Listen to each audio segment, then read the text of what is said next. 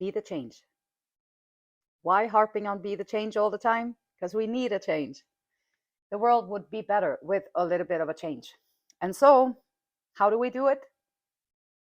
Oh no, it's the daunting part. It's the part that we don't want to do. We have to go within.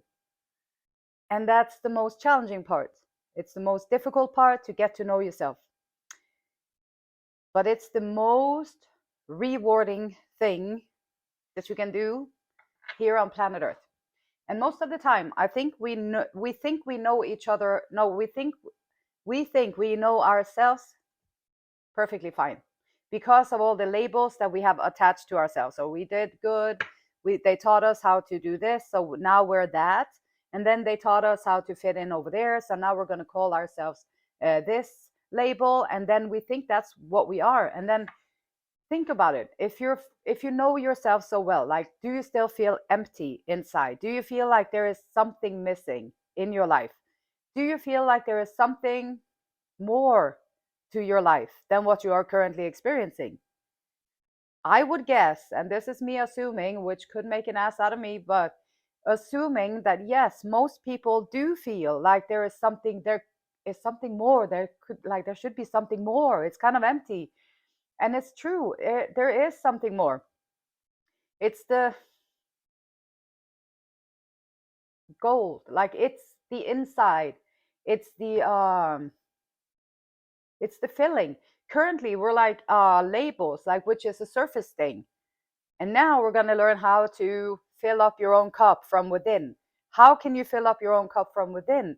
And when you do that, you don't have to change anything. You don't have to do anything radical. You just have to basically decide that, or maybe say out loud prayer, like, show me how I can get to know myself better. And that's your prayer. And then you take a little time out in the morning to just sit with yourself and just be with yourself and close your eyes maybe, and just notice what's going on in your mind. Notice, how do you really feel? And take notes of it. Take notes of it, because these are your teachers. And now that's how you start the work.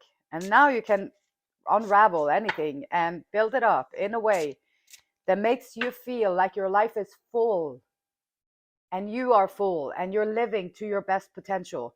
And that's a very different place to be in than to feel like, I'm out here doing my best. Am I doing the work? Am I doing it? I don't know. I don't feel it. I don't feel it. I don't know. I don't feel it. Different than, okay, I guess I'm feeling it. And now everything that I do is going to be infused with what I'm bringing to the table. Recovery.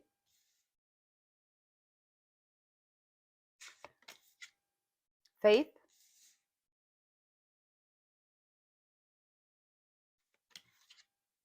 Forgiveness. Recovery, faith, and forgiveness. Okay, 3 great keywords. Those are absolutely fantastic keywords. What could it look like in a life?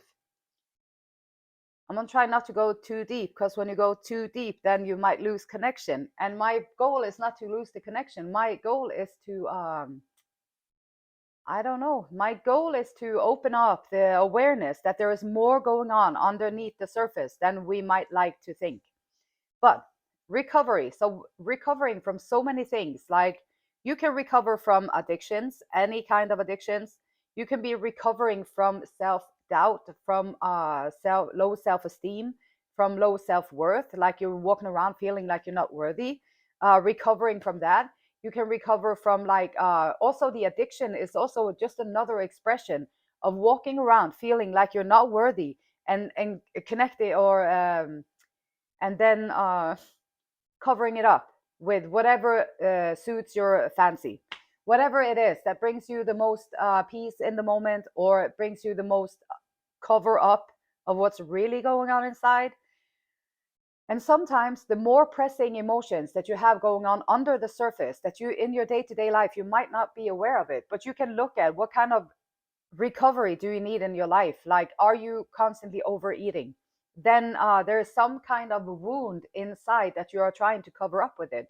So that's a good, then you can see how much are you actually overindulging, how much are you actually self-sabotaging, how much are you actually taking on substances or whatever, smoking, drinking, drugs, whatever it is, over exercising, overdoing anything. What is it that it's covering up? And the recovery is like, okay, first and foremost, where is the imbalance in your life? Like, do you have an imbalance? Do you have an addiction? Is there something that you need to recover from? With recovery, like, one of the first things that you do in recovery programs is to find faith.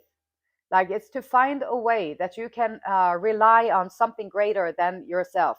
That is not a religious ideology. It's not a story that you have to 100% believe in and go tell all the other people the story. It's not like that. It's like, okay, here I am, all butchered. I messed myself up. I'm taking in too many things. I'm completely imbalanced. I'm out of whack. What do I do? Like, what do you do when you're at that point? We don't have that many choices. You can either go down with your addiction, you can go down with your habits that you have cultivated, and you can allow them to take your life. That's one option that you have. Another option that you have is to, okay, here you are, whatever the issue is, now there you're standing, and now you can find some kind of belief within yourself that this is not what life is supposed to be like this is like a trap. It's like walking through the wilderness, and then, okay, I fell for that trap over there, so my soul is trying to get to a higher level. My soul is trying to develop itself. My soul is trying to get stronger. My soul is trying to reach awakening and enlightenment enlighten the brain, and enlightenment. Yes, so that's what your soul is aiming for. That's what your soul is wanting you to do. And so there you are, soul, walking here. Nobody told you about this soul search. Nobody told you that it's like about, maybe you have the character to withstand and say no to the temptations that is going to be presented to you along your way, because it is like a fairy tale. Here you are walking your life. Maybe you have an idea what you want to do, or maybe the ideas came from other people that this is what you're supposed to do in life. When you're 20, you're supposed to do that. When you're 25, you do that. When you're 30, you do that. When you're 35, you're supposed to do this. And when you're 40, you do that. And then it's over. And then, or something goes something like that. But recovering, so your soul is on a mission. Your soul doesn't care about all those numbers, and your soul doesn't care about all what you're supposed to do or this or that. Your soul is focused on developing itself, like growing, getting stronger, so that you in your human form can live your best potential and do your best job while you are here on planet Earth. And so having faith, like, how do you find faith in something greater than yourself? I think religion have scared away a lot of people that are not religious. Like, unless you're under that umbrella and you believe in that system and you decide to do what they want you to do, then, but you can have faith outside of that. You can find real, true faith within yourself and feel connected to the Most High at any time, at any place, and anywhere, because it's always available to us to trust, to choose to have faith. Okay, here I am. I'm in shambles. I'm like, for me, I was in a homeless shelter. I'm in a homeless shelter in a country. I don't know anybody here. I don't know what I'm doing here. I have no money. I have no paperwork. I have no idea what to do. And then, so finding faith, okay, let me just trust that there is maybe a purpose for this. Maybe if I keep doing the next thing that feels right for me to do, and that is not always what they tell you to do. If I did what they told me to do, I would have been medicated and in a psych asylum way back when. I would have not been here today. I would have over medicated and stuffed away somewhere. And so that would be the advice from the professionals sometimes. So, whatever you feel like, when you have faith, find your inner strength, find your inner trust in something that is going on within yourself. And it's about, you have to close your eyes and go within so you can sense these things and feel these things. And so, recovering from whatever programs that we have going on all the time, like they're programs, they're like, no, I can't do that. I always mess up when I do that.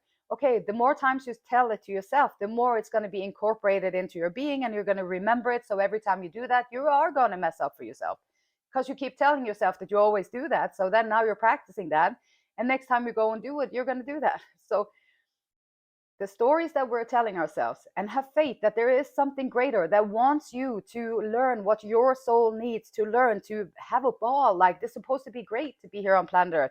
We have everything that we need to be able to enjoy this journey on this planet. Forgiveness. Forgiveness is tricky. Forgiveness is tricky in the beginning, because if someone told me that way back when that I had to forgive my father, my earth father, for all the things that he did to me, if someone told me that way back when, I'll say, I'm not doing that. I'm going to kill him. If I don't get over myself, and if I can't find my way out of this mess that I've been put in, that's it. And then, so that's a very different mindset, and anger and hatred and all that stuff, because I was put in a position where I were incapable of living my life because of this person and the things that he did. And so, but now I can say I truly did forgive him, and I don't want to carry his BS for the rest of my life. I've carried it long enough, and I allow this one character to overtake so much of my time, my energy, my efforts, my feelings. Like everything was taken over by this monster, and I'm not, nope, I'm not doing that anymore. So I chose to forgive, and I chose to forgive all of the people who have wronged me in my life, because I don't want to carry their mistakes or their whatever uh, attempts to do whatever they did. I don't want to carry it for the rest of my life. I noticed what they did. Now I know. And then you can work on healing whatever parts that they broke or mended. And you can work on healing those parts and then let them go. The best thing you can do is to just cord cut, like pray about it, like any emotional, physical, spiritual connection that is still lingering between me and this person. I release it. I let it go. I let them have back whatever they gave to me, and I take back whatever I tried to give to them. And then you bring your energy back, you send your energy back, and you cut it. And then you can be done with it, instead of, because these people are never going to come back and say, oh, I'm so sorry I did that to you. That was horrible. Like, we should never treated a human being like that. No, they're not going to come back and say that, because they would have to go within, and they would have to look at themselves, and then they would have to look at their own self, which is very difficult to do. It's the last thing that most people want to do. And if you've hurt people like that and done stuff like that, you're definitely not going to want to go and get to know yourself. And so sometimes you just have to, even if the people in your life are unwilling to admit to what they did to you, you have to find, no, you don't have to, but you can release yourself from all the stress that they have placed upon you. You can release it by forgiveness. With forgiveness, you can release these things. Doesn't mean that you forgot what happened, or now you never, like, now it's like it never happened. No, it happened, but you're not going to let it run your life or ruin your life anymore. So letting go is a beautiful, beautiful thing. Recovery, faith, and forgiveness.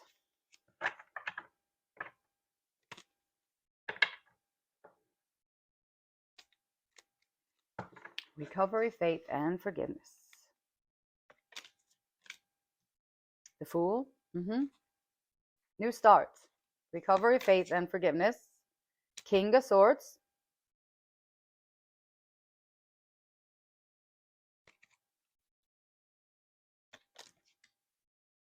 Page of Swords.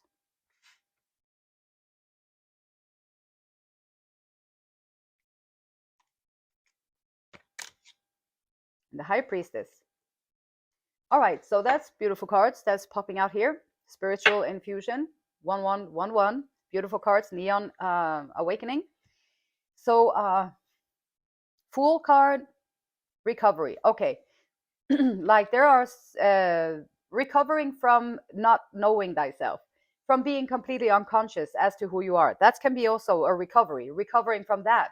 Finding faith within yourself, having faith that once you start asking the right questions, the answers will come to you, so you can find your soul's path in this life, and you can follow your own path in your life. Forgiveness, forgive yourself for everything.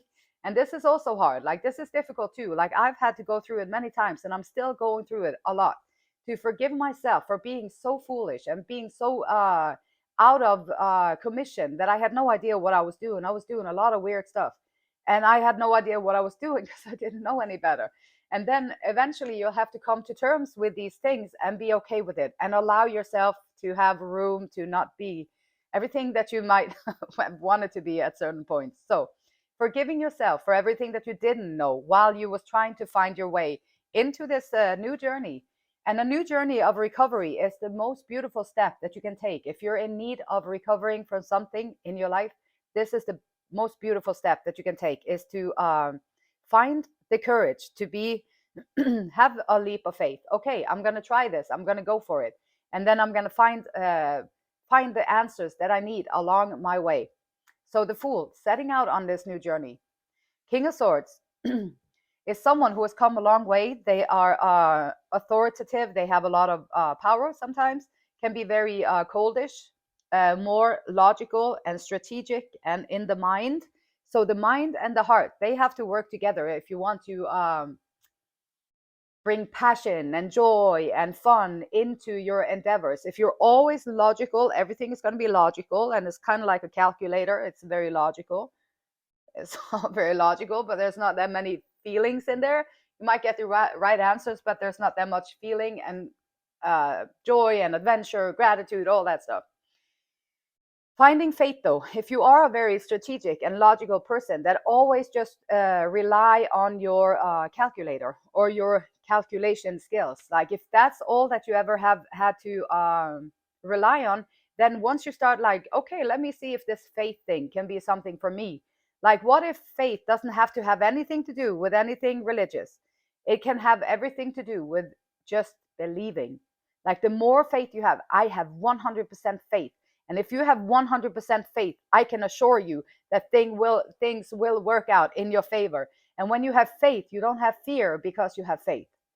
You don't have to be fearful because you have faith. Okay, I have faith. It's going to work out one way or the other. So hold on to the faith. And when you do that, again, you're going to walk in the wilderness with your faith. And then believe me, people, places, and things are going to come into your world to try and get you off course. And this can be with drugs, it can be with alcohol, it can be with cigarettes, it can be with low self-esteem, it can be with criticizing you, it can be with making you feel smaller than you are, dimming your light, trying to come in and make things confusing for you, coming in just trying to make you smaller than you are. When you walk with faith, you're always going to seem like you have all the answers, which of course nobody does, but it might look like that because you have faith. So you're not out there doing anything, you're just praying about the things that you need and they come into place for you, right? So having faith, however you can find it, is going to also open up the heart space so that the mind, the logic, the mind, the intelligence can work with the intelligence of the emotion. And so the Page of Swords, curious, fun, can be someone observing everything, watching everything, being curious, like curious, what does it look like? If you have been really tough on yourself, if you are one of those people like really tough on yourself, you're holding high standards, you want to live up to a certain oh, here comes the cat. And you want to live up to a certain idea of who you are. And then be curious about forgiveness, what that could look like in your life. Even if you're just starting out and you've never really thought about it, like, then think about it. If you're always beating yourself up for that one thing that you told somebody or that you did, then maybe you can look at that thing that always comes back and you'd be like, okay, this is the thing that I did. It wasn't the right thing to do. There's no way that I can fix it. So how can I forgive myself and let it go?